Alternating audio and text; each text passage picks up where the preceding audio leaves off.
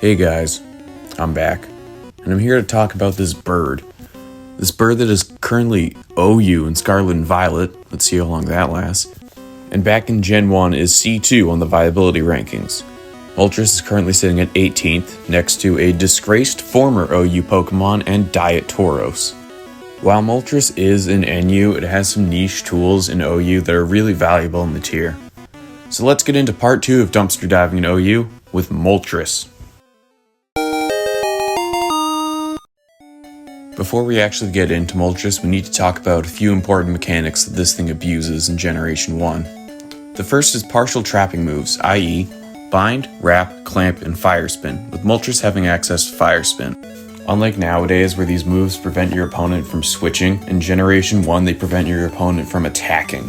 Which, if you think about it, you can use that to prevent your opponent from attacking you all game as long as you can outspeed them and keep spamming the moves. The fact that anyone at Game Freak thought this was remotely okay is insane, and it's still legal on Showdown. The only problem is that these moves range from 85 to 70% accurate, so you're basically just gambling every time you use them. Moltres has the unique access to Fire Spin and Agility, so with double speed it can just outspeed everything in the game and trap them infinitely. For your main stab move, you're going to want to run Fire Blast because it's tied for strongest special attack in the game with Articuno's Blizzard and Zapdos Thunder. Moltres' Fire Blast has a guaranteed 2-hit KO on Exeggutor and Tauros, and a guaranteed 3-hit KO on Snorlax. Fire Blast also has the insane 30% chance to burn in Gen 1, which completely destroys any physical attacker. Rhydon's also slightly afraid of switching into it because of the burn chance, and Rhydon can actually get 3-hit KO'd by Fire Blast. So, after all those positive traits, you might be wondering, why is Moltres so lowly ranked? Well, Moltres has its fair share of flaws that I've neglected to mention yet, and this might take a while. So, the first problem that Moltres has is one you might not think of immediately. In Generation 1, Ice is neutral against Fire, so it doesn't resist Ice-type attacks, it's actually weak to them. This is a problem first and foremost because Blizzard and Ice Beam are everywhere in this game, and your opponent probably has those attacks on like at least half their team.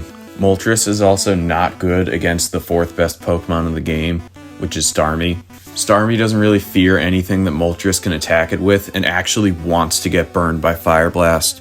A paralysis-proof, sleep-proof, freeze-proof Starmie in Generation 1 is terrifying, especially if your Chansey is already out of commission, because it can Thunder Wave, out-damage, and recover off anything your team can throw at it other than electric types.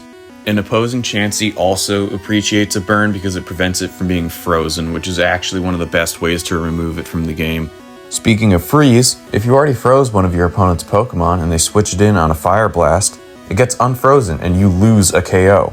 You also don't have a ton of movement options other than the set that's recommended on the Smogon analysis because Moltres does not learn any moves.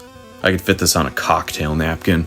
It also relies pretty heavily on inaccurate moves because Fire Blast is 85% accurate and Fire Spin is 70% accurate. You should probably take your Moltres to the ED clinic too because it has a lot of problems with keeping up its PP throughout the entire match. But yeah, Fire Blast has 8 PP, Hyper Beam has 8, and Fire Spin has 24, but you can just stall it out by switching. So running out of moves is an actual concern for Moltres. Moltres also has a couple of other problematic matchups other than Starmie. It loses really bad to the electric types, getting 2-hit KO'd by both of them. Jolteon is in kind of a rough place in the tier right now, but Zapdos is doing great as ever. Slowbro is another bad matchup Moltres has. It too is not in a great place in the tier right now, but what are you gonna do against it other than Fire Spin and pray? So yeah, even though Moltres does have a lot of things going for it, it will remain a niche pick. No matter what you say, Carter. So overall, would I recommend using Moltres?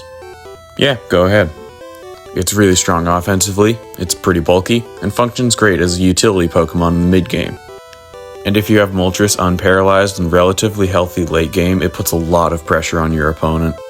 It just has some glaring type weaknesses, a couple of bad matchups, and problems with using its best traits consistently.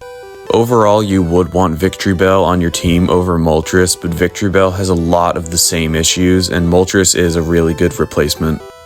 Before I go, shout out to Plague Von Karma for sharing my last video and giving me a lot of great advice for this one. I genuinely would be lost without her and her contribution to the RBY community. Anyways, thanks for watching, see you next time.